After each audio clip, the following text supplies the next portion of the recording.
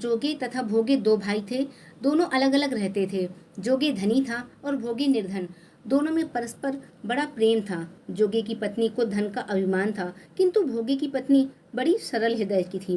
पितृपक्ष आने पर जोगी की पत्नी ने उससे पितरों का श्राद्ध करने के लिए कहा तो जोगे उसे व्यर्थ का कार्य समझकर टालने की चेष्टा करने लगा, किंतु उसकी पत्नी समझाती थी कि यदि ऐसा नहीं करेंगे तो लोग बातें बनाएंगे। फिर उसे अपने मायके वालों को दावत पर बुलाने और अपनी शान दिखाने का यह उचित अवसर लगा।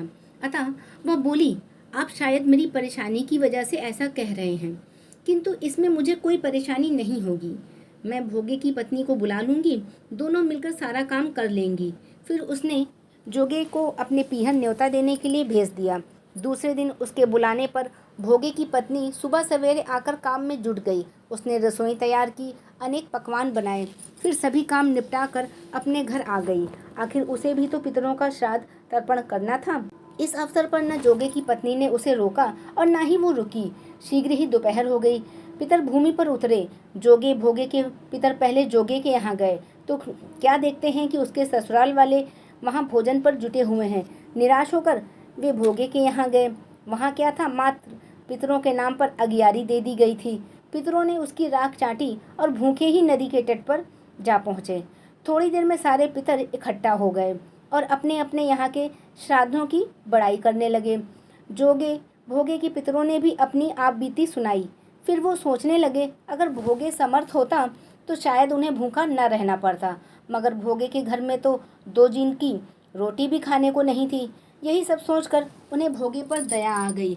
अचानक वे नाच नाच कर गाने लगे, भोगे के घर धन हो जाए, भोगे के घर धन हो जाए। सांझ होने को आई। भोगे के बच्चों को कुछ भी खाने को नहीं मिला था। उन्होंने माँ से कहा, भूख लगी है। तब उन्हें टालने की गरज से भोगे की पत्नी ने कहा, जाओ, आंगन में हौंदी औंधी रखी है, उसे जाकर खोल लो और जो कुछ मिले बांट कर खा लेना। बच्चे वहाँ पहुँचे तो क्या देखते हैं कि हौंदी मोहरों से भरी पड़ी है। वे दौड़े दौड़े माँ के पास पहुँचे और उसे सारी बातें बताई। आंगन में आकर भोगे की पत्नी ने यह सब कुछ देखा तो वो भी हैरान हो गई। इस प्रकार भोगे भी धनी हो गया, मगर धन पाकर वो घमंडी नहीं हुआ। दूसरे साल पितृपक्ष आया। श्राद्ध के दिन भोगे की स्त्री ने 56 प्रकार के व्यंजन बनाए। ब्राह्मणों को बुलाकर श्राद्ध किया, भोजन कराया, दक्षिणा दी। जेठ जेठानी को सोने चांदी के बर्तनों में भोजन कराया। इससे पितर बड़े प्रसन्न हुए और तृप्त हो गए। तो दोस्तों, आपको ये कहानी कैसी लगी?